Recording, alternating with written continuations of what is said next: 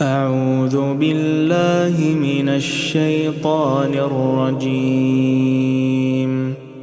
بسم الله الرحمن الرحيم. يا